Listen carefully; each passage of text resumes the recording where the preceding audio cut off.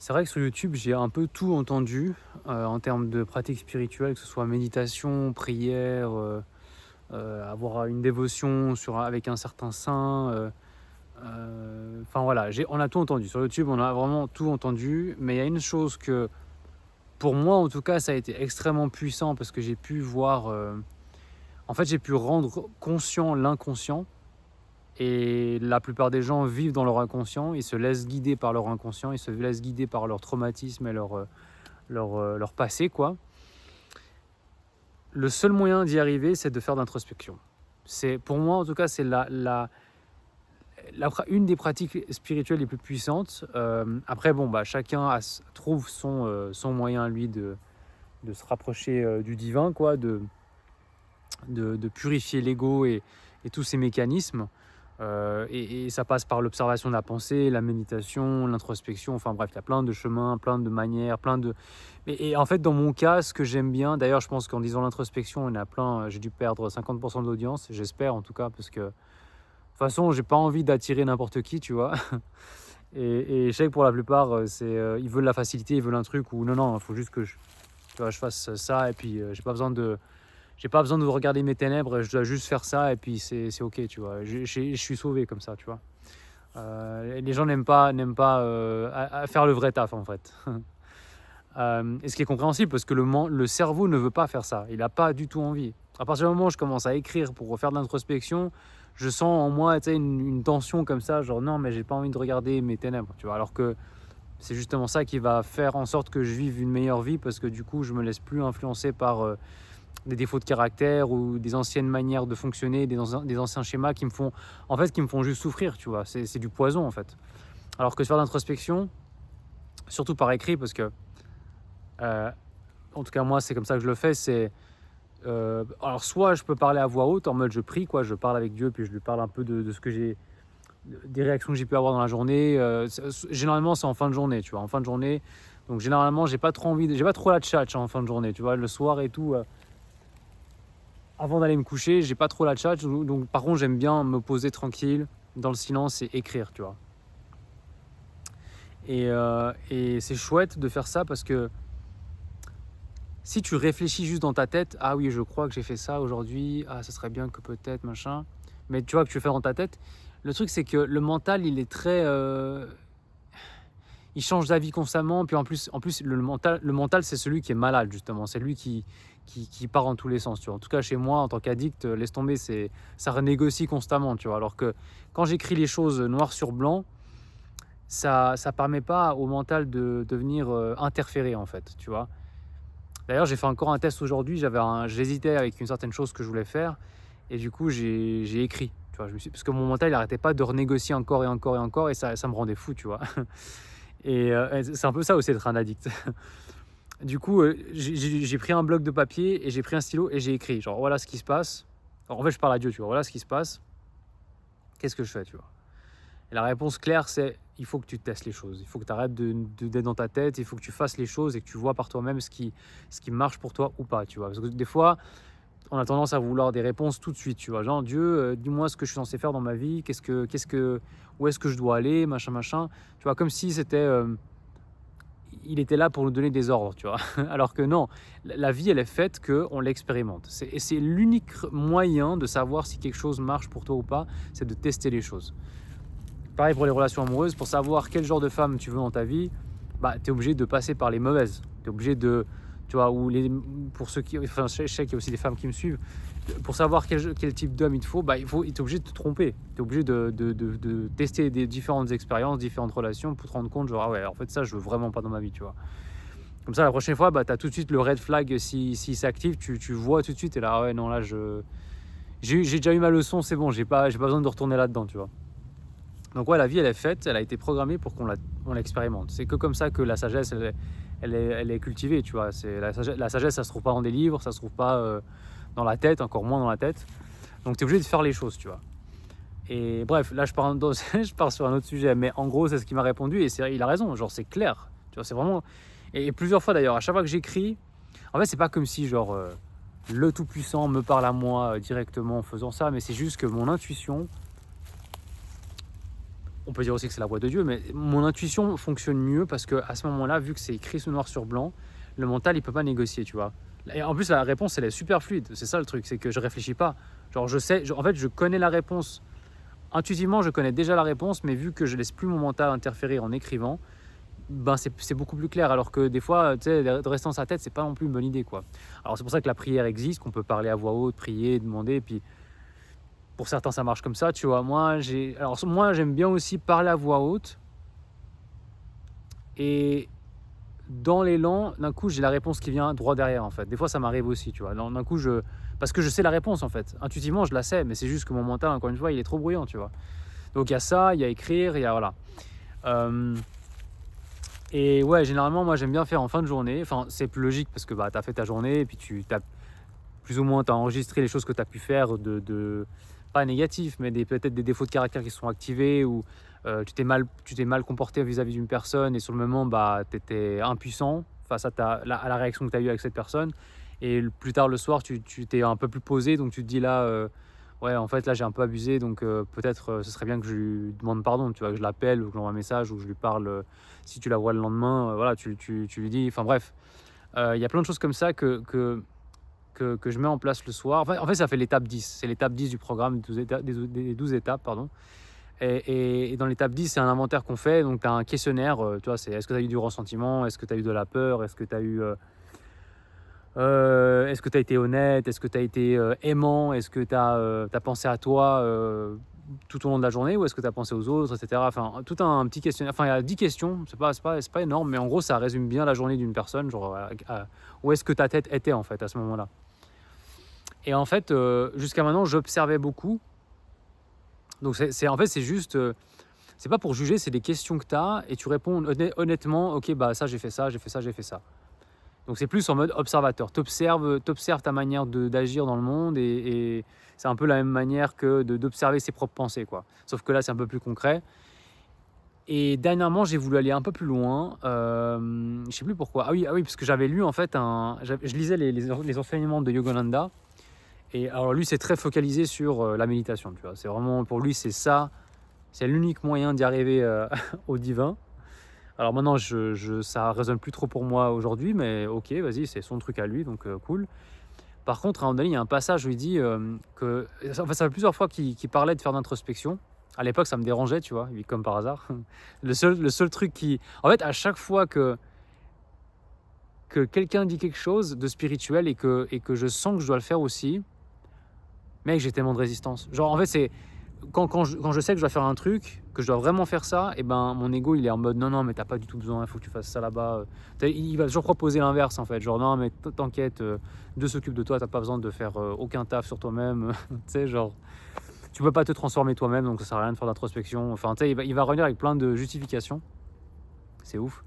Mais bref, du coup, il parlait de ça un peu, mais dans ma tête, je me disais, enfin, l'excuse, c'était non, mais moi, j'ai pas pris ces leçons-là pour faire de l'introspection, je veux apprendre à méditer, tu vois. Voilà. Mais c'est vrai qu'il en parlait. Et là, dernièrement, j'ai lu, là, c'est un peu plus avancé, et il dit concrètement, quoi faire, tu vois. Et lui dit, en fait, il reprend un peu le programme des 2 étapes. C'est un peu le même principe de noter, en fait, toutes les fois où les traits de caractère ou les comportements, les mauvais comportements se sont révélés dans la journée. Donc lui aussi, il fait en fin de journée. Et lui, la différence, alors après, je sais pas, peut-être que c'est dans l'étape 6, 7, 8, je sais plus, du programme, parce que j'ai jamais fait ça, en tout cas jusqu'à maintenant, même avec d'anciens parrains que j'ai eu. Mais en gros, ok, tu as repéré tes traits de caractère, mais maintenant, c'est quoi les actions concrètes, étape par étape, de ce que tu peux faire pour corriger ça, tu vois. Et ça, j'ai encore jamais fait. Jusqu'à maintenant, j'ai juste observé, tu vois, j'ai juste observé. Du coup, ça m'a, alors je t'avoue, j'ai eu des crissements un peu, genre ah non mais je vais pas encore faire ça en plus, tu vois. Tu sais, genre j'ai eu la petite réaction comme ça. Et après je me suis posé 2 secondes, je me suis dit ouais mais ça peut être pas mal en vrai, parce que si je note noir sur blanc quoi faire à chaque fois qu'un défaut de caractère s'active dans la journée, je trouve ça fun en fait. Je me dis ah mais trop bien, maintenant je sais quoi faire. J'ai pas à essayer de deviner dans ma tête quoi, genre ouais. Du coup, ce que j'ai fait, c'est que j'ai repris tous mes défauts de caractère que j'avais. Alors ça, attends, déjà, je vais réexpliquer à la base. J'avais entendu un gars dans le programme, lui c'était le seul à le faire. C'est le filleul d'un mec que je connais dans le programme qui lui a dit que bah, moi j'aime bien en fait reprendre tous mes défauts de caractère que je connais et je les note tous. Et en fait, chaque jour, chaque fin de journée, je note quel défaut de caractère s'est activé. Et ça, j'avais jamais fait, tu vois. Donc moi, j'ai repris sa manière de faire. Je trouvais ça super malin, en fait, de faire ça. Comme ça, c'est clair, tu vois. Tu sais quels sont tes défauts et en plus, tu sais à quel moment ils ressortent. Donc ça, c'est vraiment stylé. Et enfin voilà, j'ai repris cette base-là. Par contre, le niveau au-dessus, c'est maintenant, bah, qu'est-ce que je fais de ça? Genre, est-ce que juste j'observe ou est-ce qu'il y a moyen que je fasse une action par rapport à tout ça, tu vois? Et donc, j'ai repris ces défauts de caractère que j'avais déjà listés, j'ai mis sur ChatGPT, j'ai dit, ben voilà, tous mes défauts de caractère, d'une manière spirituelle, ou voilà, quelles sont les actions, je lui ai posé la question, quelles sont les actions concrètes que je peux faire quand ces défauts de caractère s'activent, parce que généralement, il faut que je fasse un truc opposé. Tu vois, si je suis vachement égoïste, par exemple, j'ai un défaut de caractère qui est très égoïste, qu'est-ce que je peux faire à l'inverse pour ne pas être égoïste? C'est-à-dire donner, peut-être faire don de l'argent ou don de mon temps, ou faire du service. Ou, enfin, tu vois, il y a toujours un moyen de contrecarrer le défaut de caractère de l'ego et d'aller à l'inverse et de prendre un caractère divin, tu vois, avec des actions concrètes. Alors ça j'avais un peu intuitivement compris, mais encore une fois, je pense que le fait d'avoir écrit noir sur blanc, c'est tellement plus clair. Genre maintenant je sais, à chaque fois que je vais faire ma liste, enfin les choses que je vois qui se sont activées, je vais me dire ok, bah là maintenant c'est quoi l'action? Est-ce que je peux prier par rapport à ça? Typiquement, si j'ai eu du ressentiment vis-à-vis d'une personne, généralement le ressentiment on l'a vis-à-vis d'une personne, toujours. Des fois j'ai eu envers Dieu, mais finalement quand je dis envers Dieu, finalement j'ai du ressentiment envers moi-même. Souvent, d'ailleurs, souvent, les l'amende honorable que je devrais faire, c'est envers moi-même. Je devrais m'excuser d'être trop impatient envers moi-même ou trop exigeant aussi, ou tu vois, me prendre pour Dieu. Donc, du coup, vu que j'arrive pas à être comme Dieu, alors du coup, je me gifle, en gros, tu sais. Mais je gifle Dieu, entre guillemets, mais en fait, je me gifle moi. Enfin, bref, je me comprends, je sais que c'est ça, en fait, personnellement. Mais ouais, du ressentiment, généralement, c'est pour des gens avec qui on a euh, croisé ou enfin discuté, puis ça s'est un peu mal passé, bref. Dans ces moments-là, qu'est-ce que je fais? Si j'ai eu le ressentiment de la journée, c'est cool, au moins je l'observe, c'est déjà pas mal. La plupart des gens, ils préfèrent mettre ça sous le tapis, tu vois. Maintenant, c'est quoi la prochaine étape? Ok, bah peut-être prier pour cette personne, tu vois. Dire, bah, j'espère que pour cette personne-là, ça ira bien, qu'elle aura du succès, ou que, par exemple, si elle m'a manqué de respect, je vais prier pour faire en sorte que peut-être d'autres gens vont la respecter, elle, cette personne-là, tu vois, plutôt que ce qu'elle a fait pour moi, tu vois. Et essaye de se mettre. Enfin, moi, j'aime bien faire ça aussi, c'est essayer de me mettre à sa place, en fait, de me mettre à la place de la personne et me dire, ok, pourquoi elle a réagi comme ça face à moi? Alors, est-ce que c'est de ma faute peut-être, ou est-ce que peut-être elle est malade, tu vois, spirituellement malade? Du coup, si elle est spirituellement malade, est-ce que je dois vraiment lui en vouloir, ou est-ce que je me dis, bon, si elle est malade, pourquoi lui en vouloir? C'est comme si une personne avait un cancer et que je lui en voulais d'avoir un cancer, toi, c'est bizarre. Donc j'essaye quand même de faire ces choses-là, mais en action concrète, ouais, qu'est-ce que je peux faire? Est-ce que je prie pour elle? Est-ce que, tu vois, ou si j'ai eu peur dans la journée, qu'est-ce que je peux faire? Est-ce que je peux faire un acte qui demande de la confiance en moi, ou du courage plutôt? Euh, est-ce que l'objet qui me fait peur, est-ce que j'y ai mené des actions que moi je peux contrôler? Typiquement, j'ai peur de manquer d'argent, donc est-ce que de mon côté j'ai fait du service? Typiquement, j'ai fait une vidéo YouTube. Potentiellement, ça peut attirer des gens qui veulent des consultings ou qui veulent me faire des dons, tu vois. Ou alors, est-ce que j'ai cherché du taf? Tu vois, déjà, ça, est-ce que j'ai fait ou pas? Si j'ai pas fait ça, bah, tu m'étonnes que j'ai peur. Si je bouge pas, tu vois, c'est normal. Par contre, si je fais des actions concrètes et je fais 50% de ce que moi je suis censé faire et je laisse le 50% à Dieu, ou plutôt, à ce qui paraît, on est censé faire que le 30 et Dieu fait le 70. Bref, on s'en fout. Je fais ma part, il fait la sienne. Donc, à partir du moment où j'ai fait ma part et je sais que Dieu fera le reste, pourquoi je devrais avoir peur, tu vois? Et après, je peux prier, genre, bah écoute, j'ai fait ce que j'avais à faire, je sens que je m'accroche au résultat, donc s'il te plaît, enfin, je veux te déposer le résultat à tes pieds, et fais ce que tu veux à travers les actions que j'ai menées, quoi. Tu vois, le résultat, il t'appartient. Tu vois, des fois, les actions, c'est des petites choses, en fait, hein. C'est pas vraiment ah, maintenant, il faut que j'aille faire le tour du monde pour trouver une réponse de comment faire. Non, des fois, c'est des trucs très simples, en fait. En fait, ça permet juste de sortir de sa tête et de pas trouver une solution mentale, en fait, et que ça tourne en boucle surtout, parce que moi dans mon cas c'est vraiment ça, quoi. C'est quand j'avais pas les actions concrètes de ce que je peux faire, Mec, je tournais en boucle dans ma tête et je devenais fou, quoi. Je devenais fou. Il y a quoi d'autre? Des obsessions typiquement, obsession genre, je vois une fille qui me plaît et puis ça alors c'est cool, hein, elle me plaît, il y a pas de problème, tu vois? Mais après, en tant qu'addict, ça va tourner en boucle, tu vois? Ça devient une obsession, en fait. Qu'est-ce que je peux faire à ce moment-là? OK, j'observe que j'ai eu des obsessions ou pendant que je suis en train de les avoir, parce que des fois, il y a pas trop le choix d'attendre, en fin de journée, tu dois le faire tout de suite, tu vois? Tu as des obsessions, OK, qu'est-ce que tu fais? Bah, peut-être que je peux prier, voir si ça change quelque chose. Si c'est pas le cas, bah, je peux appeler quelqu'un peut-être, faire du service, tu vois? Être au service de l'autre et puis dire: «Voilà, bah, je suis en train d'avoir des obsessions, donc je préfère, appeler quelqu'un et puis on verra bien quoi, si ça fait un shift ou quelque chose». Tu vois? Mais au moins tu as une action concrète, tu vois? Et après en fin de journée, OK, j'ai eu des obsessions et qu'est-ce que j'ai fait? Bah, j'ai pu appeler quelqu'un, j'ai fait ci, j'ai fait ça, OK, trop bien. Mec, à force de faire ça, en fait, perso, hein, je sens un niveau de confiance en moi qui monte en flèche parce que je fais plus la victime, en fait. Ça, c'était un défaut de caractère que j'avais aussi, c'est de jouer la victime, de toujours, me plaindre de machin, de trucs, alors que je faisais rien de concret de mon côté pour, permettre à cette puissance supérieure de m'aider, tu vois? À permettre à Dieu de passer, tu vois? C'est sûr que si je fais rien, bah, ouais, je vais commencer à me plaindre, je vais faire ma victime, machin, je vais penser qu'à moi tout le temps et puis ça, l'addiction, bah, ça, mon pote, tu t'en frottes les mains, tu vois? Enfin bref, en tout cas, dans mon cas, je vais toujours parler de enfin, je vais ouais, ma pratique spirituelle, je l'ai découverte grâce à mon addiction, en fait. Parce que, tu sais, pour trouver son chemin et trouver la voie vers la source, c'est toujours parce que tu avais une faiblesse dans ta vie, tu vois. Pour certains, ça va être une addiction, pour d'autres, ça va être autre chose. Mais généralement, surtout les hommes, c'est la luxure, mec. C'est sûr, c'est ça, mec. Parce que, tu sais, les drogues, l'alcool, machin, ok, ça peut aussi, tu vois, mais mec, c'est rien du tout face à la luxure. La luxure, c'est la base, mec. La luxure, c'est le dernier boss pour les hommes, tu vois. C'est le dernier boss, mec. Donc, généralement, un homme qui trouve vraiment Dieu, c'est quelqu'un qui avait une énorme faiblesse à ce niveau-là et qu'il n'avait pas le choix que de trouver cette puissance supérieure, tu vois.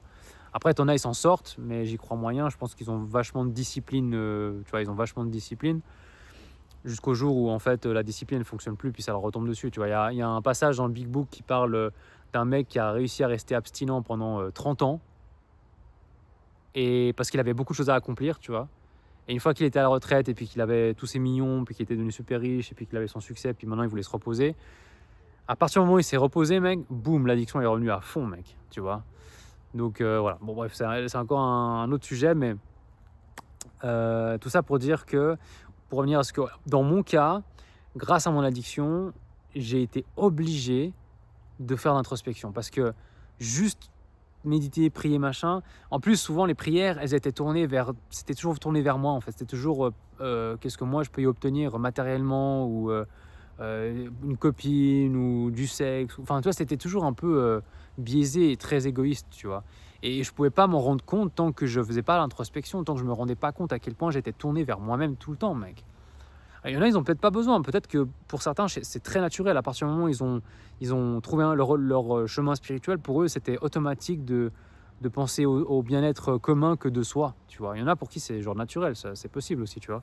Mais moi, en tant qu'addict, non, mec. Moi, j'étais obligé certes, d'avoir ma méditation, prière, mais et aussi connecter avec une communauté, mais j'avais aussi besoin de faire de l'introspection, que je rende conscient mon inconscient, parce que sinon, ça tournait en boucle et puis ça allait pas m'aider, quoi. Mais donc ouais, c'est super puissant. Au début, c'est chiant parce que t'as pas l'habitude, mais au bout d'un moment, c'est trop cool, en fait. Et puis je sais pas, ça te donne quelque chose à faire, tu vois, ça te donne un but un peu dans la vie, tu vois. Moi, des fois, je me dis: «Ah mais j'ai pas de but, Dieu m'a pas encore donné de but dans ma vie». Mais après, quand j'ai réfléchi bien, je me dis: «Bah si, en fait, le but, c'est de rester sobre quotidiennement, c'est de faire l'introspection, c'est de revenir à lui, de chercher sa volonté, c'est de servir les autres, machin». Et puis j'ai plein d'autres activités à côté, donc bah si, en fait, tu un but dans la vie maintenant, tu vois. Mais évidemment, le mental, il a toujours un truc à dire, de toute façon. Même le jour où j'ai plein de choses à faire tout le temps, il me dira: «Ah putain, c'était bien quand on foutait rien». Tu sais, l'herbe, elle est toujours plus verte ailleurs, tu sais, c'est abusé. Euh, Ouais, je crois que je voulais m'arrêter là, ouais. Ouais, j'ai fait le tour. Comme d'hab, tous mes liens sont dans la description. Et puis, je crois que je vais faire une autre vidéo potentiellement maintenant, ouais. Ouais, je pense. Peace.